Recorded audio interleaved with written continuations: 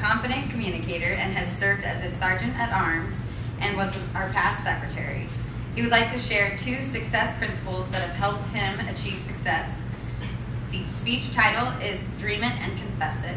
It's 5 to 7 minutes. Please help me welcome Leo Chavez.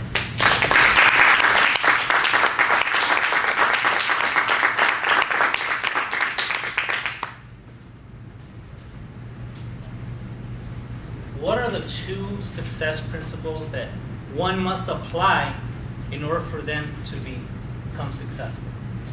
Anyone? Well, that's a trick question, actually. Because there are no just 2 things that you could apply to become successful or reach a goal that you set for yourself. There's multiple things that you can do to become successful.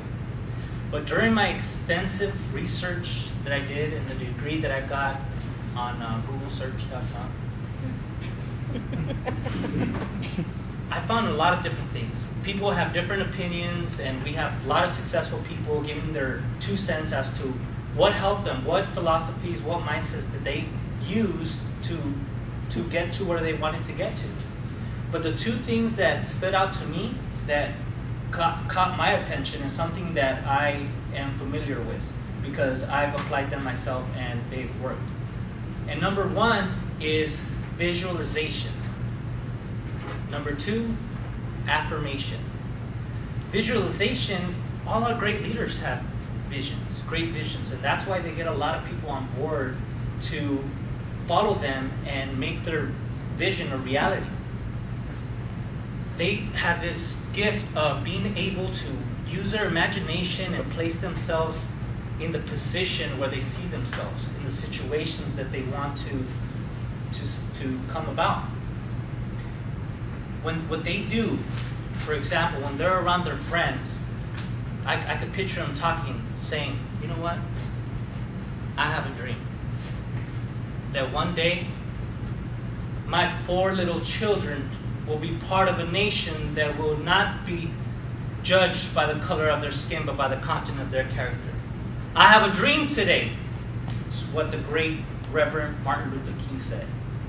He was a great man, and when he said those words, and I didn't do it a good job as he did, but I always wanted to say it, is he also affirmed it, not only in front of a group, but in front of hundreds of people, thousands of people. He had this vision, a dream, and he had it stuck in his mind that he had to take massive action to make it come into reality, and he accomplished it eventually. I've used those techniques myself, visualization and affirmation. When I was 17 years old, I was in high school and I had a part-time job. These are small dreams, but for me, they were big dreams at the time. I wanted to get 3 things. Number 1, actually I had just dropped off of high school. So I wanted to get my GED. It was something quick and easy. But I wanted to get that under my belt. I know somebody was gonna be proud of me. I wanted to do that. I wanted to get my driver's license so I could start driving like most of my friends were. And I wanted to buy a car on my own. So I remember I had envisioned it, and I could picture myself driving that car and having a license and making sure that I had my GED. I don't know, that's just what I wanted. And not only that, I affirmed it. When I was with my coworkers at work, I was like, man, I just want this to happen. I just want this to happen. And I kept confession leads to obsession. So one of the things is, I don't know what you believe in, but if you believe in God, pray whatever you want to come true. If you believe in the secret, meaning that whatever you put out there into the universe, you're gonna get it back. Do that. Or if you just know how the subconscious mind works, that if you feed it enough of what you want to accomplish, then eventually you'll start taking the actions necessary for that to come true. Then do that. I think we all have to do that, and I want to read you a quote from one of a good golf player. His name is Jack William Nicklaus. He said, and I quote, "I never hit a shot, not even in practice, without having an in-focus picture of it in my head. First, I see the ball where I want it to finish, sitting up high in the bright green grass.